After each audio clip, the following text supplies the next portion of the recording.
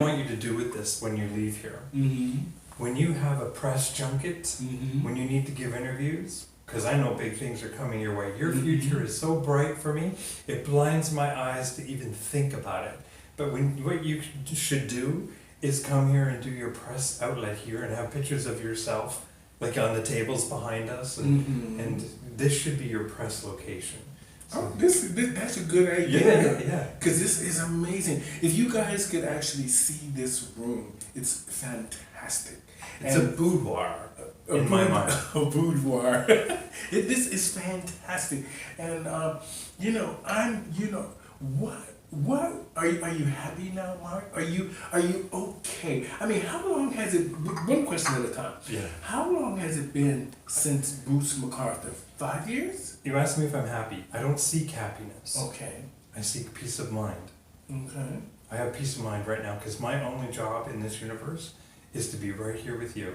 Okay. If they gave me an Oscar yesterday or they're going to cut my head off tomorrow, neither matter. My only job is to be in this moment with you. Okay. So I have peace of mind. So that's checked for me. Okay. My encounter with the killer, I don't like to say his name. I just don't want to. His name gets too much already. Okay. You know, I'm a footnote in his story right now, but I promise you, before I die, my Wikipedia page, he is going to be a footnote in mine. I am not going to remain a footnote in his. Well, I'm just blessed that when we were talking about the story, she says, well, we're not focusing on the Bruce McArthur story or theories and anything that happened. We want to focus on his survival. So are you in a good place now? Well, we have to touch on the story a little bit in order for me to lay it out. But in 2001, on Halloween Day. So it's been how many years since this? 20 years this year. Since he attacked you? Yes. Okay. And my friend and I had found the Halloween on Church Street festival. It's the largest Halloween party in North America, beating Mexico, which I'm so proud of. So it's about 100,000, and it's an odd mix of the gay community, Asian community, and Middle Eastern communities. And I don't know what is in the Middle Eastern and Asian community that brings it out, but those are three cultures that meet on that night that don't meet any other time of the year in the way that they do. So I'm very proud of that. So my attack happened on Halloween Day at noon. He got in front of the story by running over and pleading guilty when I fought back. And I want you to know from me to you, I fought back like a son of a bitch. He walked out of here hurt. I had a fractured skull and a broken arm, but he walked out of here hurt. That's who's in this chair. Wonderful. So yeah. So I don't want you to relive it. I'm trying to. Yeah. But I do want you to understand that I understand. Yeah, I get that. So he got in front of the story, then he got off because he was in front of the story, and then nothing happened until 18 when he then got in front of the story again, but I had a gag order because it's a trial in Canada, and I couldn't come out. I was the only witness they had. And in the intervening years between 2001 and his arrest in 18, he never let up on me. Not for one day. So I would be performing. I did an awful lot of shows for Casey House. I raised $6.2 million for Casey House. And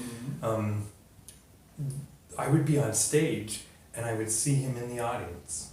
Now, let's take that with a grain of salt, because if you ask me when was the last time I saw him, I saw him 2 weeks ago on Yonge Street. But you and I both know he's in jail.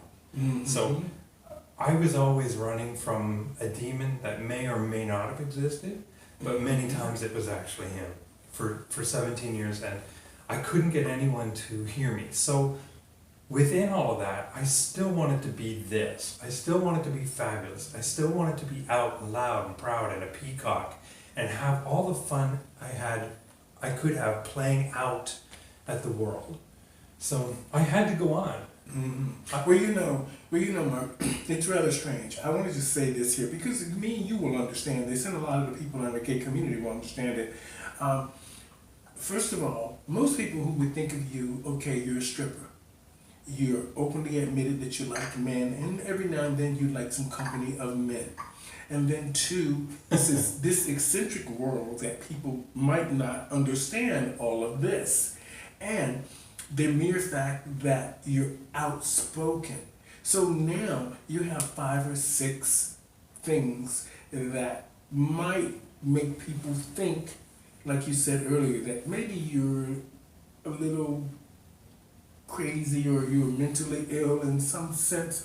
But I understand the fight. The fight, when you said that, you said it with, he's not gonna get me.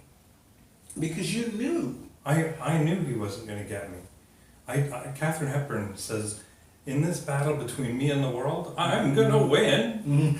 And that was what I'd say every day. I knew he was out there.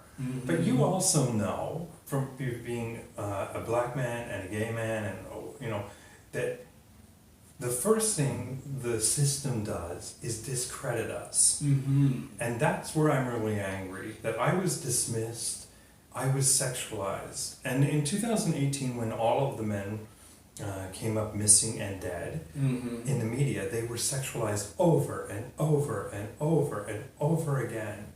Not looking at the other similarities that they had, but the media just took the most salacious ones.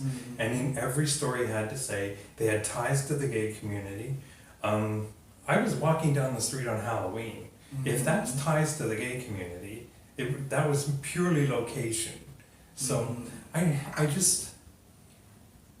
think when you have something to say, and I won't let you say it because I'm judging you by your skin color, your religion, your sexuality, or something about you that's of who you are, there's a pain inside of you when you can't get it out and they won't let you. And I think when George Floyd was killed and we saw America erupt, some part of me was thinking, finally, finally, these people, you know, are... Well, you know, the good thing about all of this, you said it earlier when I was getting ready, that this pandemic leveled the playing field. It changed the whole dynamics of this game.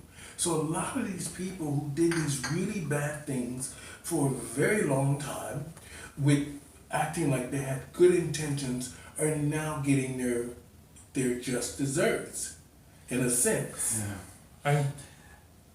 I say a lot of stuff, so if I said that, I probably did. Like I'm busted. But all I can tell you for me is, after the killer's arrest, casting in Toronto, film and television, it was over. It's absolutely over.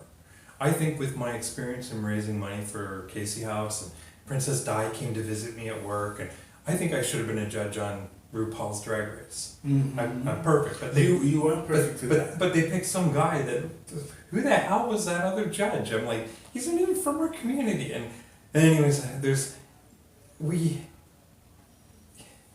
Well, you know, sometimes people go with the easiest things. Yeah. They go with the easiest things. They don't see the whole outlook of the show. That's why Canada's Drag Race is struggling right now to even try to produce any real sort of worthwhile episodes, is because they don't have the right people on the judges panel, none of them, and they don't have the right people in the show. Yeah, casting, like I wanted to be on Big Brother Canada, but they won't touch me either. No one's gonna touch me. So what it did for me when COVID came along was suddenly